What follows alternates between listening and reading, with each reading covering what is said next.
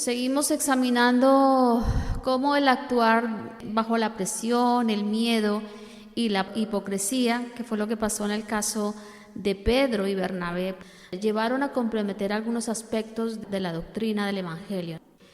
Este es un episodio que nos relata la palabra aquí en la carta de Gálatas de dos representantes, como eran Pedro y Bernabé, tomando una postura equivocada. Hablamos la semana pasada de que nadie es capaz de caer en el error. Lo importante es no permanecer en el error, que fue el caso de Pedro y Bernabé. Esto fue un lapsus que ellos tuvieron, cometieron esta falta grave. Pablo supo frenar para evitar que el mal siguiera la idea que se estaba sembrando a través de esas actitudes, pero no fue su comportamiento habitual y esto hay que tenerlo en cuenta. Tomaron una postura equivocada estos dos hombres de Dios, como nos puede pasar a nosotros, hermanos. Nos puede pasar en algún momento, aún conociendo lo que dice la palabra, optar por una postura equivocada y comprometer el Evangelio. Entonces no es cuestión de juzgar en este caso, sino de aprender de ese error y mirar a través de él pues todos los aspectos que estaban siendo puestos en peligro.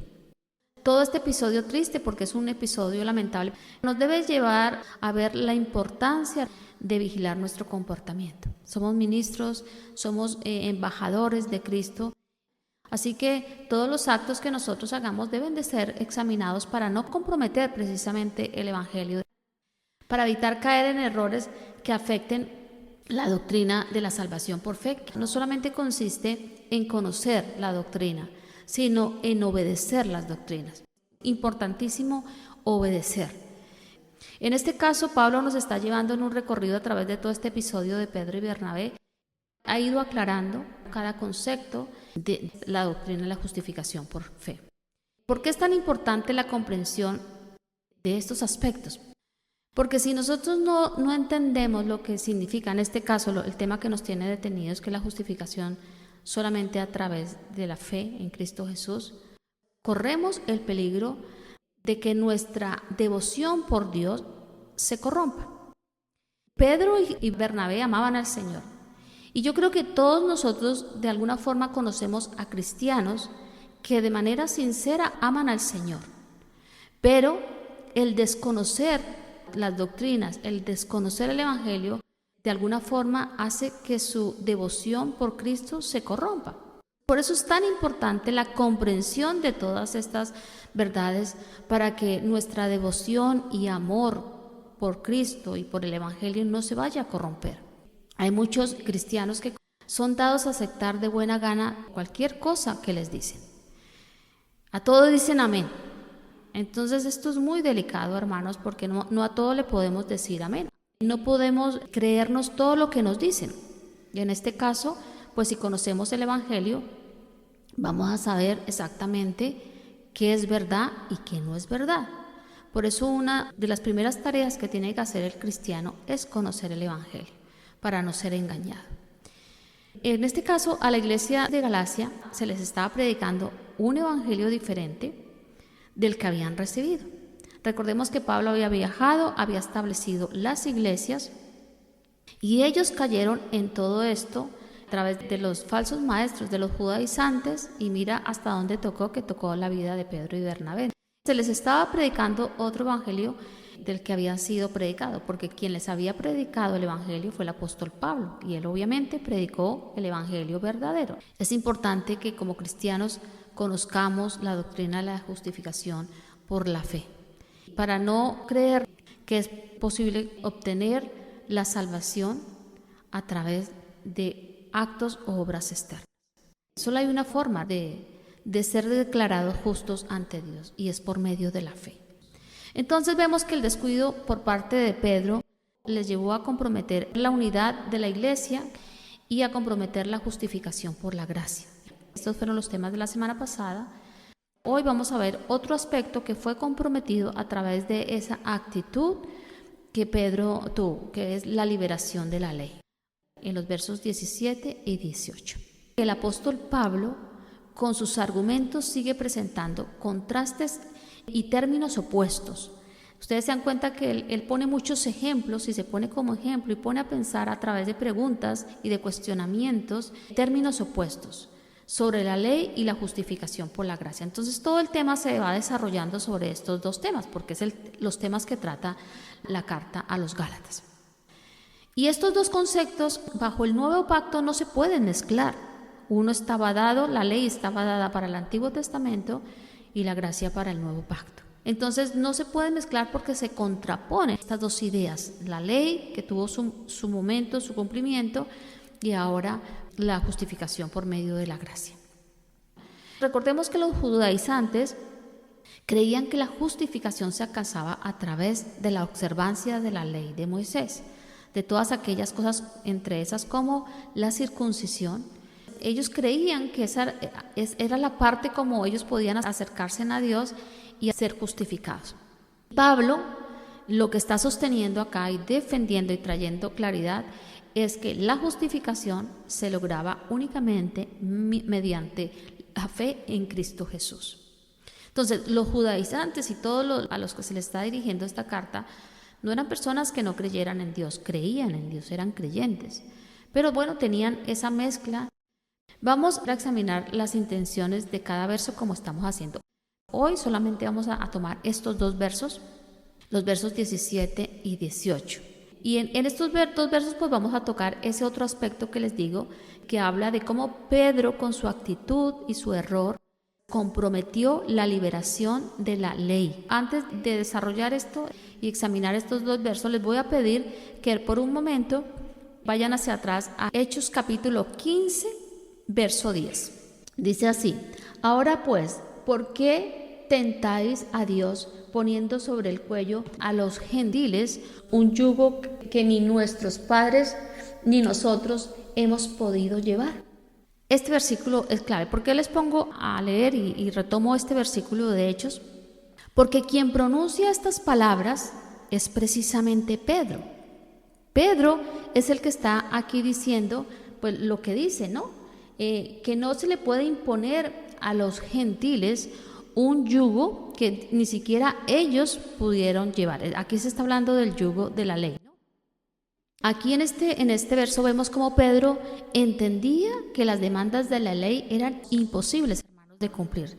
¿Debido a qué? Debido a la condición caída del hombre. Fue dada precisamente para que el hombre viera la necesidad de un Salvador y la necesidad de Cristo. Entonces, aquí en Hechos Pedro lo tiene clarísimo, hermanos. Tiene claro que es imposible poner un yugo, el yugo de la ley sobre los gentiles, porque ni siquiera ellos mismos los pudieron llevar, ¿no? Pero en Antioquía, que es el episodio que nosotros estamos estudiando de Gálatas capítulo 2 y el recuento que Pablo está haciendo de lo sucedido ahí en Antioquía, recordemos cuando llega toda esta comisión de judíos, entonces el comportamiento de Pedro demostró que él mismo se estaba poniendo un yugo sobre sí, porque con la actitud que tuvo estaba regresando a la ley, al legalismo. No estamos exentos de caer en el error, pero es nuestra responsabilidad no hacerlo, hermanos. Puede ser que a nosotros también nos pase lo mismo. En un momento determinado tenemos las cosas clarísimas y dependiendo de la situación que estemos viviendo, pues se nos olvida. Así que tenemos que tener convicciones firmes y permanentes. Entonces, ahora sí les pido que volvamos al verso 17 de Gálatas. Dice así el verso 17 de Gálatas: pero si buscamos ser justificados en Cristo, también nosotros hemos sido hallados pecadores. ¿Es Cristo entonces ministro de pecado? De ningún modo. ¿Qué quiso decir Pablo con esto? Pero si buscamos ser justificados en Cristo, también nosotros hemos sido hallados pecadores. Subrayen eso, que es lo que les voy a explicar. Lo que Pablo está diciendo es que ellos, siendo judíos, también se habían encontrado bajo la misma posición que los gentiles. Es decir, que por ser judíos no era que tuvieran una posición distinguida con ciertos privilegios, sino que estaban en la misma condición de los gentiles, pecadores perdidos, como lo estábamos nosotros también, hermanos. Esa era la posición tanto de judíos como de gentiles. Todos estaban perdidos en Adán, muertos físicamente, y la ley no podía ofrecer salvación, que era lo que ellos creían, ¿no? El judío creía esto. Entonces, Solo en Cristo todos pueden ser salvos y vivir espiritualmente. Tanto judíos como gentiles necesitan la justificación a través de la fe, porque todos están en una condición caída. Entonces, judíos y gentiles necesitaban la justificación por la fe y confiar en lo que Cristo hizo al morir en la cruz. Esto es tan determinante, hermanos. Si lo era determinante en los tiempos de Pablo, sigue siendo determinante para nosotros. Nosotros llegamos a Cristo y debemos de confiar en lo que Él hizo al morir en la cruz. Esto es lo que yo llamo siempre los beneficios de la cruz. Confiar en todo lo que se obtuvo a través de la muerte en la cruz de Jesús. Nos otorgó libertad. Fuimos declarados justos delante de Dios. Así que Pablo deja claro que como judíos ellos no podían ser justificados por la ley, sino por la fe. Como judíos ellos habían tenido que dejar la ley, olvidarse completamente de ella para poder ser justificados por la fe. Es decir, que si esto no se dejaba, no podía haber justificación por la fe. Los argumentos de los judaizantes y de todos estos falsos maestros, quienes arrastraron a Pedro en su error, ellos consideraban que el dejar de lado esto que Pablo a través de ese versículo les está diciendo, las reglas, las normas, los convertía en pecadores. Es el mismo concepto que muchas veces se repite, aún en nuestros tiempos, el creer que somos salvos por hacer, y si lo dejamos de hacer nos sentimos pecadores, y no es así. La salvación ya la tenemos es que disfrutarla y caminar en ellos. Para ellos, rendirse exclusivamente a la gracia de Dios y abandonar la ley era impensable. Estaban atados a eso, al legalismo. Entonces, esa idea de que una persona puede ser justificada solo por la fe en Cristo Jesús no era lo suficientemente real para la mente, en este caso, de los judaizantes. ¿Por qué? Porque estaban atados a creer en esa autojustificación, que tenían que ayudar para ser salvos, ¿no? Intentar ser justificados por las obras es un peligro que no ha dejado de existir, hermanos, y es algo peligroso para nuestra fe. Intentar ser justificados por las obras, por lo que hacemos, es un peligro. Hasta nuestros días, el pueblo judío sigue creyendo, confiando en que son por sus obras imperfectas que pueden ser justificados. Especialmente el ortodoxo, no practican ya la parte ritual de todo lo que tiene que ver con el templo, los sacrificios, porque no tienen templo. Si lo tuvieran, estarían ahí. Pero siguen confiando en esas obras imperfectas de la ley. Obviamente ellos tienen ese velo que ha sido puesto, yo diría, por el enemigo y por su orgullo. Entonces, pues no pueden ver más allá. No son capaces de aceptar que Cristo les hizo libres, que Cristo ya vino, murió en la cruz y les ha hecho libres. Sencillamente tienen que reconocer que en Él hay justificación y salvación. Entonces, pues siguen ahí, bajo la ley. Si ahora giramos nuestra atención hacia la iglesia cristiana, también de cierta forma ha sido arrastrada con un velo muy sutil de legalismo y religiosidad. No vamos a solamente a pensar en el pueblo judío, también un sector, no toda la iglesia, ha caído en esto, caen en esa religiosidad, en ese legalismo de creer que es por lo que hacen, que son salvos. Un aspecto que también tenemos que cuidar nosotros. También la liturgia, el judaizar, usan elementos alusivos al judaísmo. En muchos altares de las iglesias se ve el arca de la alianza. Algunos usan indumentaria de las vestiduras sacerdotales. Otros se ponen el kipá, los candelabros, el uso del shofar y muchas cosas más. Todo ese judaizar que se ha metido dentro de la iglesia cristiana, todo este tipo de cosas se convierte en obras, en actos externos que se llevan en legalismo, religiosidad, y nada de esto hace parte de la fe que se nos ha entregado. Estos son cristianos ingenuos e ignorantes en cuanto al aspecto del evangelio y son fácilmente atrapados por el error. Esto es muy peligroso porque ser atrapados por el error nos puede hacer caer de la gracia y nuevamente ponernos bajo el yugo de la ley, que ya no funciona. Pero también hay muchos engañados por las religiones. que buscan ser salvos a través de las obras. Un ejemplo claro es la Iglesia Católica. Engaña a sus fieles, ponen ese fundamento, ¿no?, de que una persona es salva a través de las obras, y eso no lo dice la Biblia. No somos salvos a través de las obras. En este caso, que el hacer obras les lleva a la salvación, fuera de todo lo que tienen equivocado, ¿no? Entonces, también las religiones, que son muchísimas, hermanos, entre esos obviamente la católica, que es muy conocida por todos, no somos salvos a través de las obras, ni de los ritos, ni de las costumbres, ni de la ley, ni nada. Somos salvos a través de Cristo Jesús, porque ponemos nuestra fe en Él. Ejemplos de estos hay muchos en cuanto a la religión. Les voy a poner uno más. Saben que los que practican el Islam llevan a sus adeptos a considerar que para poder entrar al paraíso deben de obedecer 5 pilares, que son los pilares de su fe. Las oraciones es uno de ellos, las 5 oraciones al día, que a veces decimos, bueno, oran más que los cristianos, pero bueno, eso no les hace salvo a ellos, por más que oran 20 veces al día, porque su fe no está puesta en Cristo. Por más que hagan oraciones cada día, pues no van a ser salvos por eso, ni porque cumplan el Ramadán, ni hagan peregrinaciones, que es otra de las cosas que ellos tienen que hacer a la Meca. Ellos basan equivocadamente su salvación también en obras, porque todo esto habla de obras, y no de las obras que el Señor nos ha mandado hacer, sino de rituales. En estos aspectos no estamos hablando de la ley de Moisés, pero no solamente por practicar esa ley, han crecido otro tipo de frentes. Uno de ellos es la religión, muchísimas religiones. Vemos que a la final todas desvían el concepto de la justificación por fe. No basan su fe ni enseñan esto. Lo importante, obviamente, pues las religiones a la final son un instrumento del diablo para apartar a la gente de la fe verdadera. Todas estas enseñanzas persisten hasta nuestro tiempo.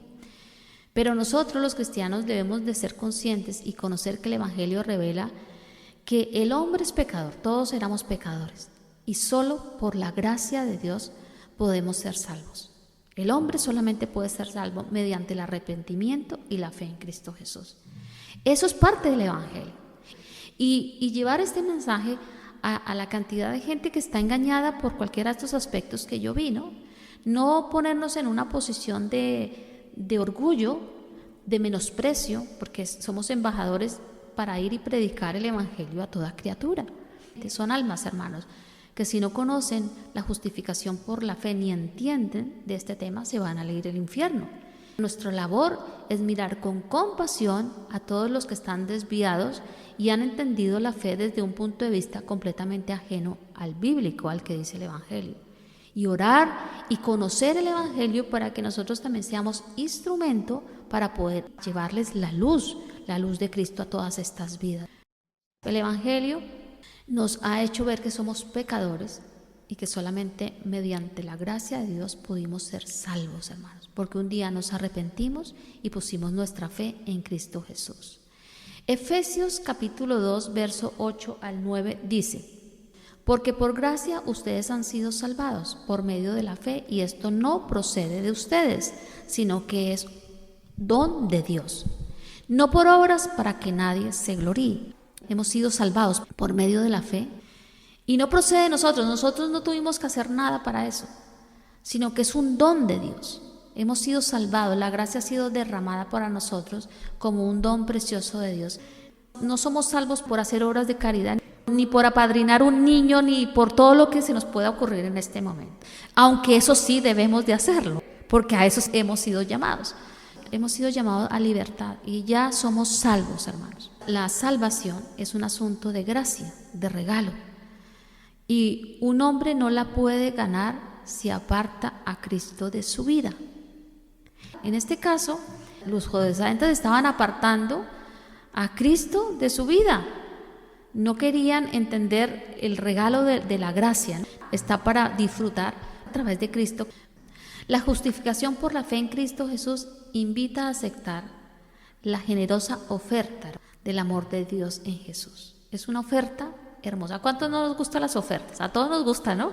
cuando salen las rebajas, y a todos nos gustan las ofertas, sea de la índole que sea, porque la oferta es una invitación a adquirir algo que va a costar menos, por lo general las ofertas que las que estoy hablando. Pero la oferta de la salvación, de la justificación por fe, es gratuita. Costó la sangre de Cristo y Él la pagó. Ninguno de nosotros tuvimos que hacer nada, Él fue el que la derramó. Es gratuita y nos invita a aceptarla. Nosotros, gracias al Señor, ya la hemos aceptado, pero tenemos que aprender a vivir bajo ese regalo y no pensar que somos los más miserables si no hacemos esto, no hacemos lo otro, y sentirnos culpables. Es una oferta generosa que Dios ha ofrecido al mundo, amén, al mundo, judíos, gentiles y a todo aquel que pues quiera. Aceptar esta oferta de amor, por supuesto, hermanos, que llevará a guardar los principios éticos y morales que bajo ningún término la justificación por fe los invalida. Esto es muy importante y lo veremos en capítulos más adelante. La justificación por fe, un regalo hermoso que invita al cristiano a guardar los principios éticos y morales. Ya la hemos recibido y empezamos a caminar en esos principios morales y no se invalidan. No es que ahora yo soy salvo, aquí la carta de los Gálatas me está hablando de libertad, que puedo hacer lo que quiera. A libertad fuimos llamados, como muchos usan ese versículo tan mal usado, sino que la libertad que ahora tenemos del entendimiento, pues nos lleva a guardar esos principios éticos y morales que bajo ningún término, hermanos, estamos llamados a invalidar. Así que el apóstol Pablo sigue construyendo argumentos. Versículo a versículo va construyendo argumentos para seguir trayendo claridad sobre el tema. Ahora dice, parte B del versículo 17, hermano, ubíquense ahí. Es la otra parte del versículo, ¿no? Dice, la Nueva Traducción Viviente lo dice así: ¿acaso esto quiere decir que Cristo nos ha llevado al pecado? En las Américas se lee así: ¿es Cristo entonces ministro de pecado?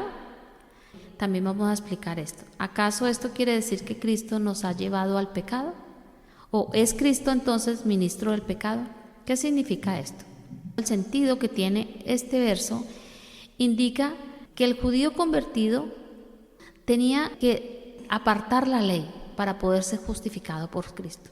Al hacer esto, no tenían por qué sentirse como un pecador, que era lo que en la mente judía estaba. Dejo de hacer la ley, soy un pecador. Pablo les está trayendo claridad en esto.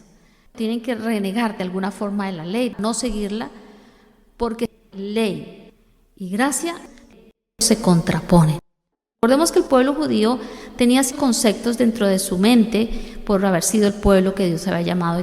En este sentido, en la mente judía, al contrastar estos dos conceptos, les tenía que llevar por convicción a saber que podían ser justificados solamente por Cristo. Entonces, al ver estos dos aspectos, pues reconocía su condición de pecador, porque no era a través de la ley que ellos ya tenían resuelto ese problema. Es lo mismo que ha ocurrido con nosotros. Hemos tenido que reconocer nuestra condición de pecadores. ¿Es Cristo entonces ministro de pecado? Es la pregunta que Pablo les hace. O sea, el hombre es arrastrado por su propia cuenta al pecado. No es Cristo el que les impulsa, sino el hombre viene con una condición caída de pecador y necesita a Cristo. Pablo responde: de ninguna manera. O sea, no es Cristo el culpable, porque el judío, igual que el gentil, son pecadores por naturaleza. Los dos necesitaban. No era porque el judío tuviera la ley que no necesitara la justificación. Los dos, tanto el uno como el otro, los dos grupos, son pecadores por naturaleza, como lo son todos los hombres cuando nacen. Así que no se puede ser justificado por la ley ni por las obras, sigue lo que sigue afianzando el versículo. Ni Cristo puede ser culpable por nuestro fracaso, pues somos nosotros los que hemos fallado. Entonces, el hombre es el culpable del fracaso, de su fracaso, ¿no? Cada uno es responsable por su falta. Cristo vino fue a darnos la solución, hermanos, traer solución a nuestro fracaso, al fracaso del hombre como resultado del pecado. Y si se dan cuenta, es Pablo el que va dirigiendo las preguntas, diciendo verdades con cosas que no son verdad para traer claridad sobre el asunto, ¿no? Subrayen: en ninguna manera. Aquí lo que Pablo o lo que indica esa frase realmente en el griego en ninguna manera, que es una frase que es muy usada por Pablo. La usa muchas veces precisamente bajo un contexto igual al que estamos viendo para desechar las enseñanzas erróneas de sus opositores. Entonces aparece en muchas de sus cartas, en esta pues especialmente aparece.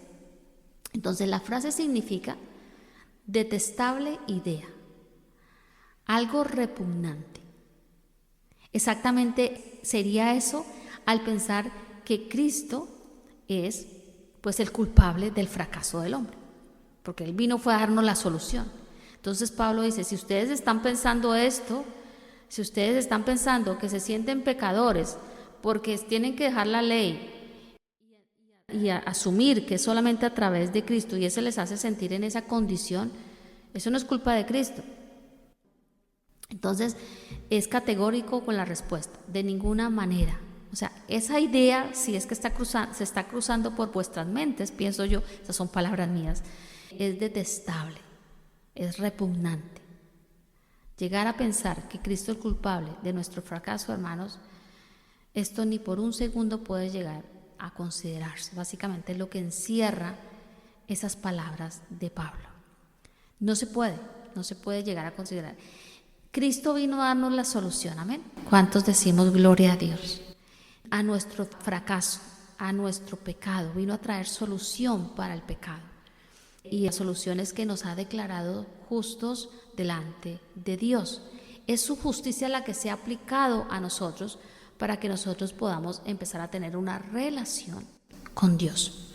Él no es culpable de nada, Él es la solución a nuestro problema. Él vino a traernos la solución.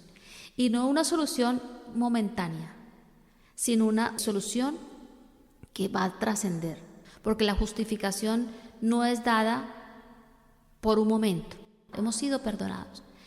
¿Esto indica que no podemos fallar? Sí vamos a fallar. Y creo que estos eran uno de los cuestionamientos que hacían los judíos. Si somos justificados a través de la fe, ¿por qué seguimos cometiendo errores? Pues bueno, porque vamos a seguir cometiendo errores. Pero está la herramienta del arrepentimiento y de corregir. Exactamente lo que hizo Pedro. Fue levantado nuevamente. La justificación por la fe nos ha puesto en un lugar de privilegio, hermanos. Pero esto no significa que no vayamos a fallar. Pero si fallamos, tenemos el perdón de Dios. Obviamente si nos arrepentimos, pero no vamos a usar la libertad para pecar. Entonces, en este sentido, tenemos todo, hermano, lo que necesitamos para emprender una vida que guarda los principios éticos de la vida cristiana y pone los estándares morales de la vida cristiana también en alto, porque hemos sido puestos en esa posición precisamente para eso.